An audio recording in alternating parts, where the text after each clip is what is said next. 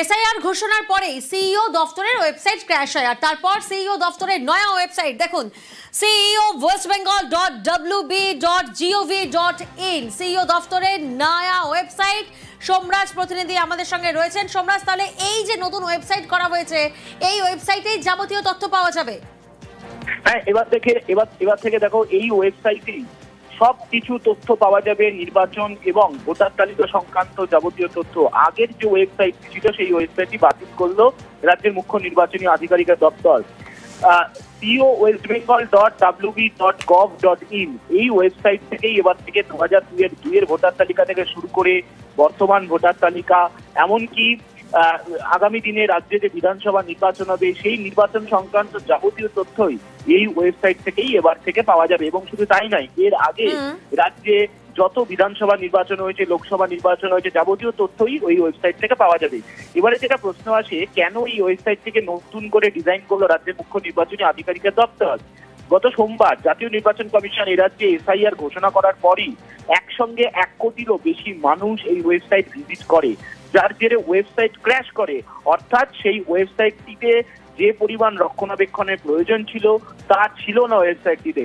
এবং তারপর রাজ্যের মুখ্য নির্বাচনী আধিকারিকের দপ্তর মনে করে যে নতুন করে ওয়েবসাইট তৈরির প্রয়োজনীয়তা রয়েছে এবং সেখানে যে নতুন করে ওয়েবসাইট তৈরি করতে হবে, সেখানে নতুন করে ডিজাইন সহ নতুন করে প্রযুক্তিও যোগ করতে হবে। এবং তারপরেই এই নতুন করে ওয়েবসাইট তৈরি করলো রাজ্যের মুখ্য নির্বাচনী আধিকারিকের দপ্তর। আজ থেকেই সেই নতুন ওয়েবসাইট কাজ হওয়া শুরু করেছে এবং রাজ্যের মুখ্য নির্বাচনী আধিকারিকের দপ্তর বলছে 2002 ভোটার তালিকা এবার যা যা ছিল, অর্থাৎ রাজ্যে যে শেষ এসআইআর হয়েছিল 2002 সালে, তারপর যে ভোটার তালিকা, এবার পুরো তালিকাই পাওয়া যাবে এই নয়া ওয়েবসাইটে। বেশ,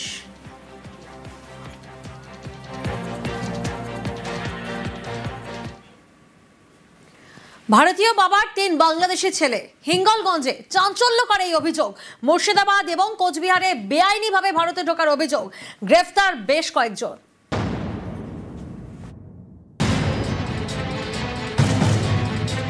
উত্তর 24 পরগনার হিঙ্গলগঞ্জ, এখানকার স্যান্ডেরবিল গ্রাম পঞ্চায়েত এলাকার বাসিন্দা ছন্নত গাজী।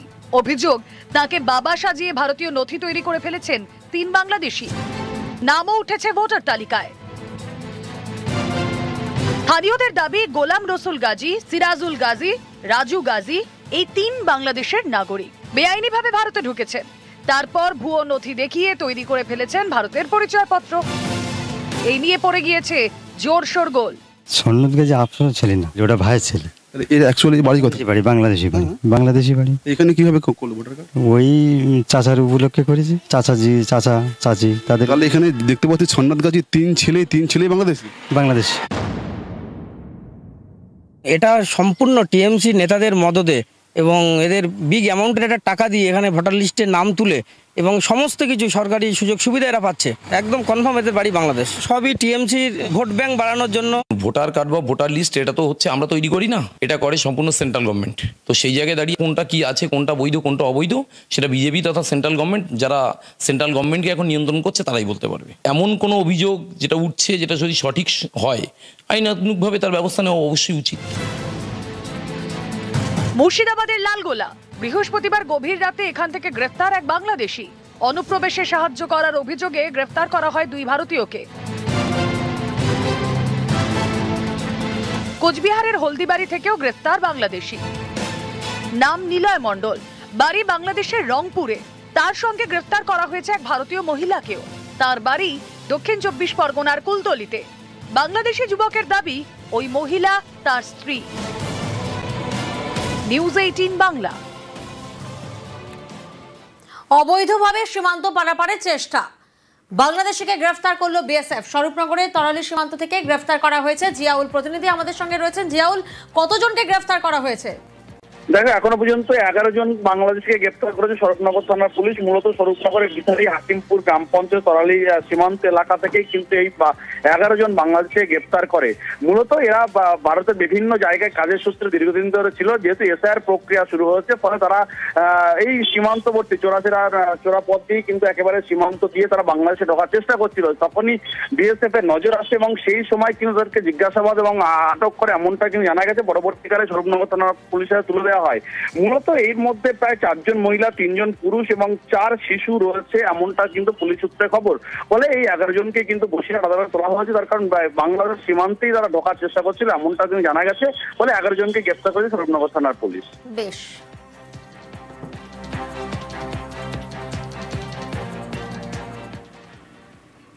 অনুপ্রবেশ ইস্যুতে বিরোধীদের কড়া আক্রমণ মোদীর। ভোট ব্যাংকের রাজনীতির অভিযোগ তুলে চড়া সুর, সব অনুপ্রবেশকারীকে দেশ ছাড়া করা হবে, হুঙ্কার প্রধানমন্ত্রীর।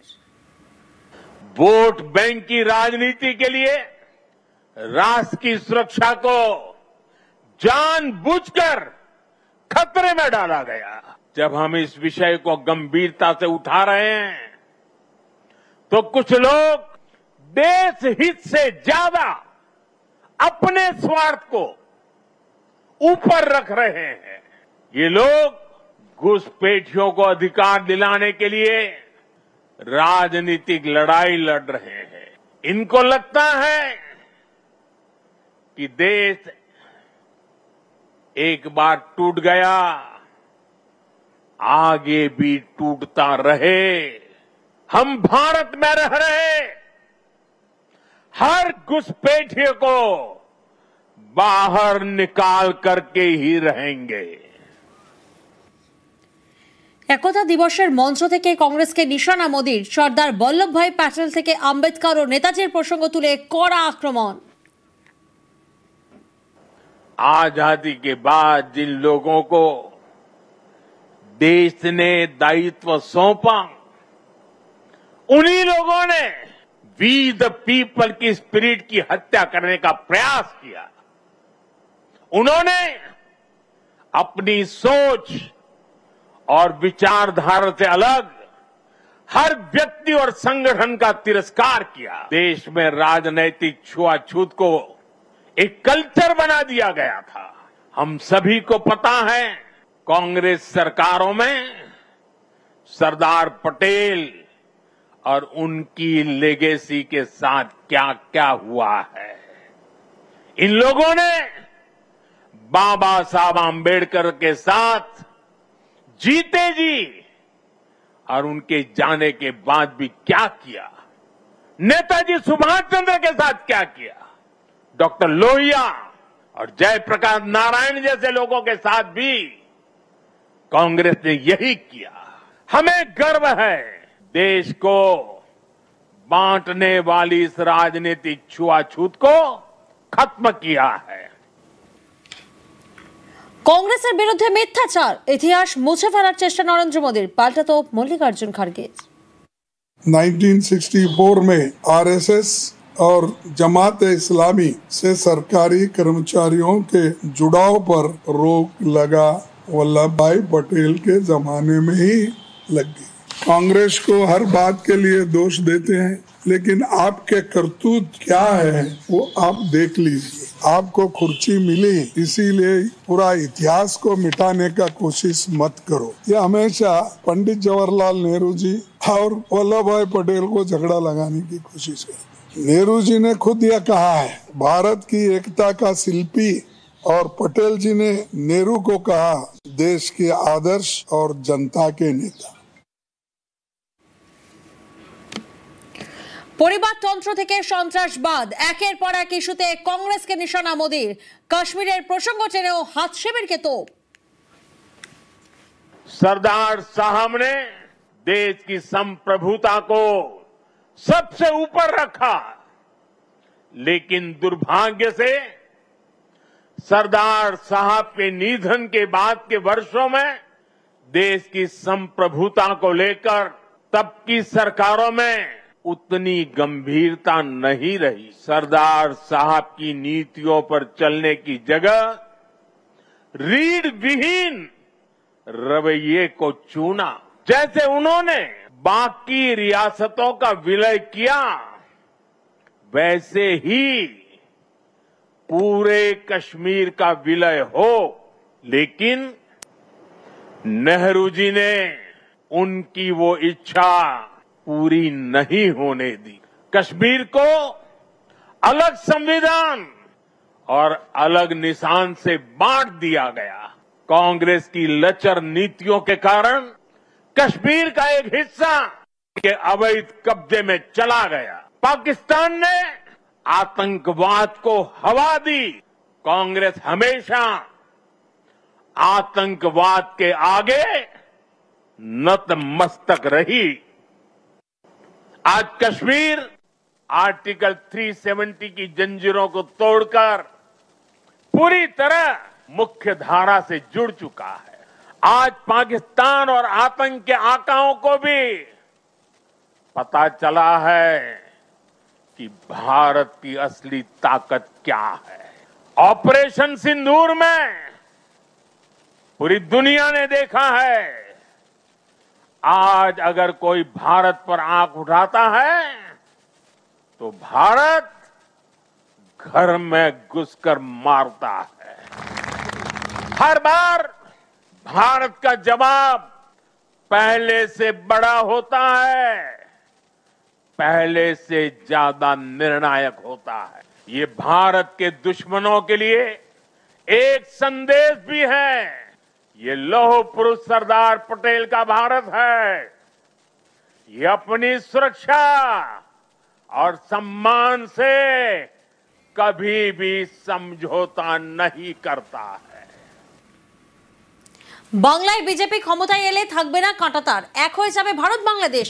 রানাঘাটের পদ্ম সাংসদের মন্তব্যে বিতর্ক। আমরা কথা দিচ্ছি যে এবার যদি আমরা জিতি, মাঝে বাংলাদেশের সঙ্গে কাঁটাতারের বেড়া আমরা রাখবো না। এক ছিল, আগামী দিন এক হয়ে যাবে। যদি তৃণমূল জেতে সেক্ষেত্রেও বেড়া থাকবে না, কিন্তু সেটা বাংলাদেশ হয়ে যাবে। ভুল করে বলেছেন সাফাই সুকান্ত। গেরুয়া শিবিরে দুই সুর খোঁচা তৃণমূলের।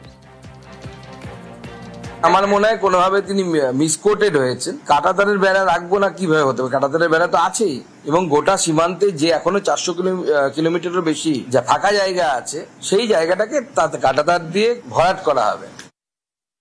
তাহলে আগে নিজেদের মধ্যে লড়াইটা সেরে, কাঁটাতারের বেড়া দেওয়া যাচ্ছে না বলে লড়াই করছেন আমাদের দলের নেতারা, বিরোধী দলের নেতা শুরু করে সবাই। আর একজন নেতা বলছেন কাঁটাতারের বেড়া কিন্তু পুরোপুরি তুলে দেবেন। আগে নিজেদের দলের লড়াইটা সেরিয়ে ওরা সিদ্ধান্ত নিয়ে কি হবে সেটা।